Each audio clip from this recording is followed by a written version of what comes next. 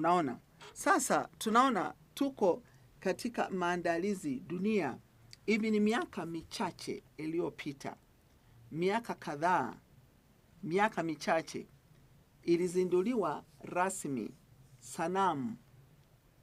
Kama utakuwa uliingia mitandaoni, utakuwa uliona ile sanamu iko mfano wa chui, halafu ina mabawa, halafu ina meno, tena inaonyesha kabisa meno ile sanamu.